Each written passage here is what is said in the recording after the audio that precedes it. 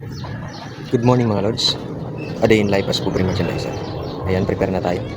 Pupunta na naman tayo sa tindahan mga Lods. Mag-duty na naman tayo mga Lods. Biyahe na tayo ngayon mga Lods, no? Delivery ka pala ngayon ng Unilever. Sobrang dami din ng delivery nila ngayon mga Lods. Dito kasi mga Lods, lahat ng merchandiser nagtutulungan pag may delivery. Ang akin mga Lods is bukas pa. Araw ng Miyerkules. Every Miyerkules nga pala yung delivery ko mga Lods, no? Then base sa update ng delivery namin mga Lods, 800 cases yung delivery ko. 2 truck yun mga Lods. Lalo na mga Lods, season ngayon ng gatastakan mga Lods, no? Kasi nga papunta na ng Pasko at New Year. So masyadong malakas ngayon yung mga promo nila.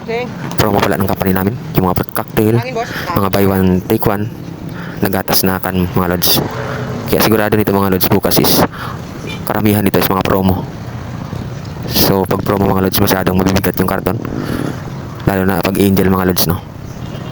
Ang isang karton ng Angel is aabot ng 25 to 30 kilogram. Sobrang bigat mga Lods, no? Pero kaya lang mga Lods. Ganyan talaga ang trabaho namin, merchandiser. Puro mabibigat. Lalo na bukas mga Lods, parang sasabay na naman ang Olsi. So libo-libo na naman ang delivery nila mga Lods, no? Kasi sobrang daming kumpanya ang dala nila mga Lods. Ang kasabayan ko pala mga Lods bukas is Mondelez at Revisco mga Lods. Dami rin yung delivery nila mga Lods, no? Lalo na ang Monday, madalas talaga yan marami. Mga nasa libo rin mga Lods.